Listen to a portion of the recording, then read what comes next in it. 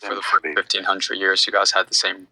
Well, not even from your perspective, you could say that, right? Because you guys did split prior to Chalcedon. But for the priesthood, hold on.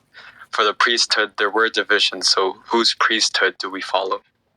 Any of them, brother. You take a pick. Any of them. So following the Roman Catholic priesthood, would ultimately lead to Roman Catholic theology. So why aren't you Roman Catholic? That's fine. No, you asked me what you want to do, right? So I'm asking you, Coptic. Yeah, and I'm asking. Which one should we follow? Cool. Which one is the true one? Cool. I'm answering your question. As John said earlier, you said, if I follow a Roman Catholic priest, that's going to lead me into Roman Catholicism.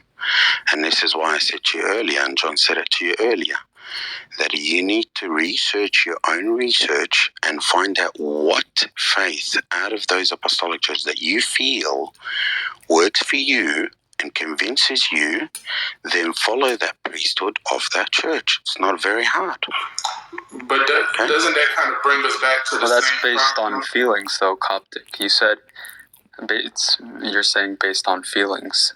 Look, after doing the research, then whatever you feel. I didn't say feelings, brother. No, you said whatever you feel. Did you not?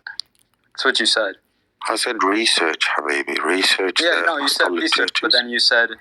Yeah, and then after that you said whatever you're convinced. Right? Yeah, whatever you're convinced. All right, sure. Well, we can say from the Protestant perspective, do your research, because making the claim that someone is apostolic, right? Anyone can make that claim, right? Anyone could say, "Oh, we're the church that comes from the apostles," right? But it would be important to do the research for Protestantism as well. I would say there were a lot of claims. I couldn't be on the phone before, but there were a couple of claims that were mentioned that weren't true from the Protestant position. So, we just got to be weary of that, that's all.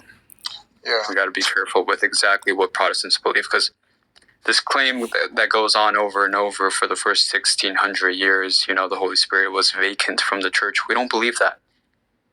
That's a claim we hear rather consistently on Clubhouse. But yeah, that's not what we believe. We don't believe that John Calvin or Martin Luther just started up the church in the 16th century and boom, we got we're not, we don't do that. That's Mormonism, that's Jehovah's Witnesses. We don't do that.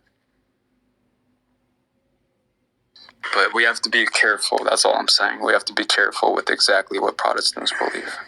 And that's fine, Alvin. I mean, as I said, Alvin, I don't group all the Protestants together, and I know that some of them believe different to the others, but in the end of the day, I mean, you meet different people every day on Clubhouse, Alvin, so I might meet you today, I might meet somebody like Chris R., who came earlier and called all the Roman Catholics heretics and hates the church, and so you don't know who you're going to meet, right? I wouldn't want to speak on someone that's not here at the moment, but I would affirm that statement. I have no problem affirming, saying, yeah, I want to love the person as much as I can. Of course, I have a carnal nature, but the theology itself, I hate, right? I would say if we're trying to be consistent, we would affirm this.